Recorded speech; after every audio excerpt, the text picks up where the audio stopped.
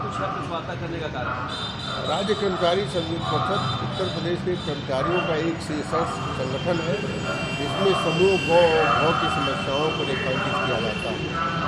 उत्तर प्रदेश सरकार के सामने संयुक्त परिषद की 15 सूत्री मांगे, जिसमें मुख्य रूप से आउटसोर्स कर्मचारियों को न्यूनतम वेतन निर्धारित किया जाना है, उनकी सेवा का संरक्षण किया जाना है, विश्वविद्यालय के जो कर्मचारी हैं उनके रिटायरमेंट के समय 300 दिनों का अवकाश बदलीकरण जो राज्य कर्मचारियों को मिलता है, इनको पहले मिल रहा था अब नहीं मिल रहा था, उसको रिस्टोर किया जाना है।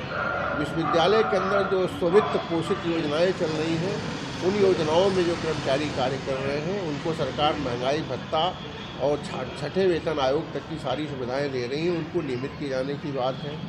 वे संविदा कर्मी सरकारी विभागों में कार्य कर रहे हैं और जिनकी नियुक्ति विज्ञापित पदों के सापेक्ष चयन समिति के माध्यम से हुई है, उनको नियमित किया जाना है। 2001 के बाद से इस सरकार ने नियमितीकरण नहीं किया है और संविदा पर कर्मचारी रखे जाते रहे हैं और इधर आउटसोर्स की संख्या कर्मचारियों की बढ़ने लगी है, तो उन संविदा कर्मचारियों को नियमित किए जाने की बात है।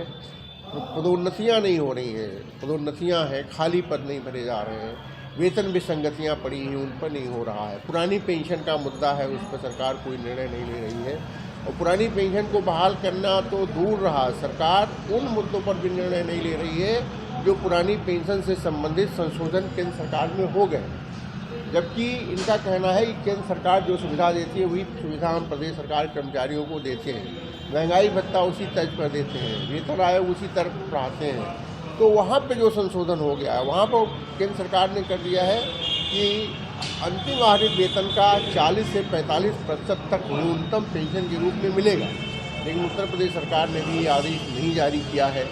इस तरह के मुद्दे हैं, इन मुद्दों को लेकर के हम सरकार का बराबर ध्यान आकर्षण कर रहे हैं। 30 नवंबर एक लखनऊ था, लेकिन 21 को मेरी ने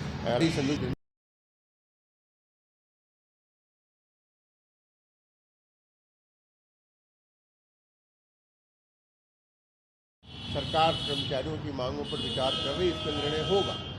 हमने उनसे कहा कि मुख्य सचिव के स्तर पर अथवा मुख्यमंत्री जी के स्तर पर कर्मचारियों की समस्याओं का निदान होने के निर्देश तो जारी हो रहे हैं, लेकिन जो अधीनस्थ अधिकारी हैं, विभिन्न विभागों के जो अधिकारी हैं, वो उस पर अमल नहीं कर रहे हैं, जिससे कर्मचारियों के साथ टकराव की स्थिति बढ़ रही है। हमको ऐसा लग रहा है कि अधीनस्थ विभागों के अधिकारी सरकार के साथ कर्मचारियों का टकराव बनाए रखना चाहते हैं। क्या कारण है ये तो बेहतर वही समझ सकते हैं, लेकिन मुख्य सचिव और मुख्यमंत्री के निर्देशों के बावजूद भी कर्मचारियों की समस्याओं का निस्तारण न होना एक बहुत बड़ा प्रश्न चिन्ह लगाता है। इस प्रश्न चिन्ह को माननीय मुख्यमंत्री जी को देखना पड़ेगा, मुख्य सचिव जी को देखना पड़ेगा।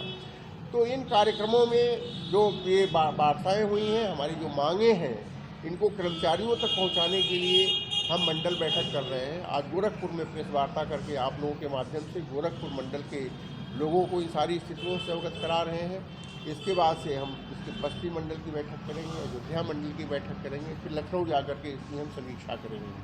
हमने सरकार को 15 जनवरी तक का समय दिया है। अगर सरकार 15 जनवरी तक सरकार ने जिन मांगों को माना है उस पर आदेश नहीं करती है, तो फिर हम आंदोलन की तैयारी में लग जाएंगे, उसको हम कर जाएंगे। क्या नाम है सर आपका? JN तिवारी।